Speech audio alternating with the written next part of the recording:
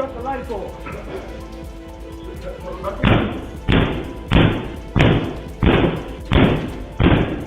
A locked studio door, a viral surveillance clip, and a sudden social media power move turned a quiet Bronx night into an internet-shaking showdown. What began as a late-night situation inside a Bronx recording studio quickly escalated into a public confrontation that few people expected. Surveillance cameras reportedly captured Jim Jones forcing open a locked studio door in the Bronx, and in less than 24 hours, 50 Cent posted the footage online. Along with the video, he shared what he described as a lease termination notice, claiming he now owned the building. That single upload shifted what could have remained a private issue into a widely discussed moment across social media. What many did not anticipate, however, was Jim's response after 50 began addressing the situation online once the clip gained attention.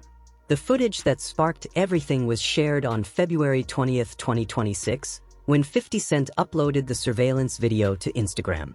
The recording was time-stamped February 19th, the day before, and showed a man standing in a hallway repeatedly kicking a locked door.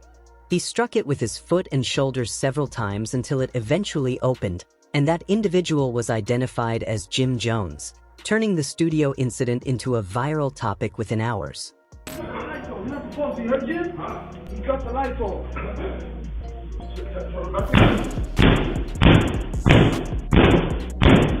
The caption 50 Cent attached to his initial post left no room for doubt, making the message unmistakably clear even before anyone pressed play on the video. The building featured in the footage is the IFC Factory, an abbreviation for the Intellectual Factory of Content, situated in the Bronx. This location is far more than a simple studio. It serves as the central hub for the podcast Let's Rap About It, co-hosted by Jim Jones, Fabulous, Dave East, and Mayo. It is within these walls that they record, film, and broadcast their content, meaning the space is integral to the operation rather than just a rented area for Jones and his team. 50 Cent did not limit viewers to a single perspective. He shared multiple angles, each sourced from different security cameras monitoring the same hallway. In addition to these clips, he included a lease termination notice addressed to Joseph Jones, the legal name of Jim Jones, confirming that the tenancy at the premises had officially ended. The notice cited a 15-day default issued around January 5, 2026, which had expired on January 22. Therefore, by February 19, the night Jones was captured on camera forcing the door open, the lease had already been terminated for nearly a full month. Jones's response to the initial footage was swift and telling. He did not issue a denial or an official statement. Instead, he posted a video showing himself in the exact same outfit from the surveillance clip, dark clothing paired with boots, engaged in chopping wood with exaggerated, dramatic karate-style strikes, all while the film The Last Dragon played prominently on a large screen behind him. The caption accompanying the video quickly became a viral catchphrase, with many dubbing him Kung Fu Jim. Memes erupted across social media within an hour, and the clip amassed millions of views across Instagram, YouTube, and X before the day concluded. To fully grasp why this particular moment resonated so strongly and why it landed like the punchline of a long-building joke, one must trace the events back to their origin. This was never a random confrontation. The entire scenario had context and history, which made the reaction all the more impactful. The footage that surfaced did not emerge in a vacuum. It carried a history that stretched back months. The tension between 50 Cent and the Let's Rap About It crew traces to late 2025, when the podcast made pointed remarks about one of 50 Cent's projects, remarks he chose not to ignore. The initial spark came from a comment labeling 50 Cent's Netflix documentary as a mockumentary, a seemingly small jab that set off a chain reaction. What followed? The leaked audio clips, disputes over rent, the purchase of the building, and eventually the surveillance footage, served to intensify the conflict. By February 20, 2026, the feud had fully unfolded in front of the entire internet, played out publicly for millions to witness. The events of that single day alone illustrate the sheer intensity of the confrontation. First, surveillance footage was shared. Then came the lease termination notice. Hours later, 50 Cent posted a photo featuring a man identified as Sam, described as the building's owner, declaring partial ownership of the property. His caption left no ambiguity. "Sam is my partner. I own the place. Now you're going to repair every door you damaged or there will be consequences, Jimmy. By Monday, you're affecting my property." Within one day, 50 Cent had escalated from posting uncomfortable surveillance clips to asserting himself as Jim Jones's landlord. Jim Jones's response was markedly different. On his Instagram story, he wrote, "Give me a second. I'm trying to figure out what I should promote while I have the spotlight again." Two men, reacting to the same footage, produced completely contrasting responses. That very contrast propelled the story across social media, turning it into a viral moment. To fully grasp the significance of the door footage, one must step back and examine the origins of the feud, beginning with that mockumentary comment. The timeline stretches further than many who followed the February 2026 posts realized. It all began with a Netflix documentary.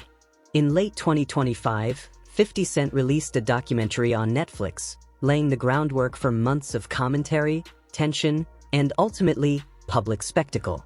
Since 50 Cent produced the documentary, he ensured it received heavy promotion across multiple platforms. During one episode of Let's Rap About It, Jim Jones and his co-hosts watched the project and then discussed it on air, referring to it as a mockumentary. That label carries significant implications. It is not merely a critique of quality. It suggests that the content is not authentic journalism but rather a performance masquerading as investigation, presenting a staged version of reality. The remark struck 50 Cent, but he did not respond with a diss track, media interviews, or a public confrontation. Instead, he chose his usual approach. He focused on business. In the following weeks, 50 Cent began circulating leaked audio said to originate from a conversation with Sam, the owner of the IFC factory building. The discussions in the audio reportedly concerned back rent allegedly owed by the Let's Rap About It crew. Figures mentioned varied, with some ranging from $80,000 to $180,000, and earlier posts even pointing to sums as high as $250,000. The underlying message was calculated and strategic. If you want to question my work, let's first examine your financial standing. Let's assess whether you can truly afford the space from which you are publicly criticizing me. These financial claims became a form of leverage, deployed repeatedly by 50 Cent. At one point, he noted that Jones had reportedly wired around $200,000 to cover a portion of the arrears, responding with a sarcastic remark suggesting that Jones might be evolving into a reliable tenant. He even offered assistance in collecting additional funds while joking about the possibility of purchasing the building himself to further pressure the crew. Alongside these maneuvers, he posted memes, tagging Jones multiple times, ensuring the feud remained in the public eye. This back and forth continued for months, escalating the tension. In January 2026, fellow Dipset member Cameron entered the conversation, sharing memes highlighting alleged deficiencies at the studio, including the lack of heat during cold weather, adding another layer of public commentary to the ongoing saga. 50 Cent amplified those posts, and with each new release, the narrative surrounding the feud continued to grow, painting a vivid picture of a crew seemingly falling behind on obligations while continuing to podcast from a space they were allegedly no longer able to afford. During this period, Jim Jones pushed back. He posted a video tour of what appeared to be an expanding facility, attempting to frame the situation as progress and growth rather than pressure or deficiency. Yet, despite these efforts, the core issues, the unpaid rent, the terminated lease, the building itself, remained unresolved. Every time Jones or the Let's Rap About It team addressed the matter, the discussion persisted, keeping the story alive in the public eye. What is particularly important about this stretch is what it reveals about 50 Cent's strategic approach. Unlike a conventional rap feud, he did not release diss tracks, call out Jones on a battle stage, or launch a typical media attack. Instead, he reframed the entire conflict as a landlord-tenant dispute, more precisely as a debate centered on responsibility and accountability. Each post he shared conveyed a single, clear idea. You question my work while your rent remained unpaid. This framing was crucial because it placed Jones in a difficult position. If he responded emotionally, it reinforced the storyline. If he remained silent, 50 Cent could continue his posts unchallenged. There was no simple way out. only escalation or calculated redirection. Then came February 19, 2026. That evening, surveillance cameras inside the IFC factory captured Jim Jones walking down a hallway. By this time, the lease had officially ended weeks prior. The door to the space was secured, yet instead of waiting or seeking permission, Jones was seen kicking and striking it repeatedly until it finally opened. Whatever his motivation, whether to retrieve personal belongings, recover equipment, or prepare for a recording session, the footage existed, and 50 Cent, who had been methodically building toward this moment for months, obtained it the following day. Accompanying the video was the lease termination notice, which referenced a 15-day default notice dated around January 5, 2026, with the cure period concluding on January 22. By February 19th, the tenancy had been officially terminated for nearly 4 full weeks. The lockout, or whatever one chooses to call it, did not occur overnight. It was the culmination of a series of events that had been unfolding since at least the previous October. When 50 Cent posted the surveillance clips on February 20th, he was not merely sharing embarrassing footage, he was closing a chapter in a story he had been narrating publicly for months. Each post, every leaked audio snippet, every meme shared by Cameron, had been building toward a single image: Jim Jones in a hallway, forcefully kicking open a door at a studio he could no longer legally access. The larger question then became, what happened next, and who ultimately gained the upper hand? 50 Cent's move was precise and calculated. The footage alone carried weight, but he did not stop there. Within hours of releasing the surveillance clips, he escalated the situation by posting a second wave of content. This new material did not just display Jones's actions. It firmly established 50 Cent's own position within the unfolding narrative. He shared a photo standing next to the building's owner, identified as Sam, captioning it, "Sam is my partner. I own the joint. Now you're going to fix every door you kick or I'm going to kick you, Jimmy. By Monday, you're destroying my property." Consider that for a moment.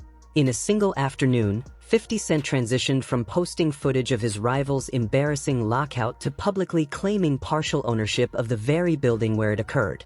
The story shifted instantly, from Jim Jones caught on camera to Jim Jones now ostensibly answering to 50 Cent as his landlord. The construction of this maneuver was methodical. Reports indicate that the podcast crew owed substantial back rent, estimated between $80,000 and $180,000, and had been in discussions with the landlord since at least October 2025. For months, 50 Cent had highlighted the situation, joking about purchasing the building himself, and now he asserted that he had either completed the purchase or entered into a partnership with the property owner. Whether this claim of ownership was formally legal remains unverified, and as of February 25, 2026, no official deeds or contracts had been publicly confirmed. The immediate effect, however, was undeniable. The move reframed the entire feud, transforming it from a conventional rivalry into a high-stakes landlord-tenant confrontation with 50 Cent firmly in control of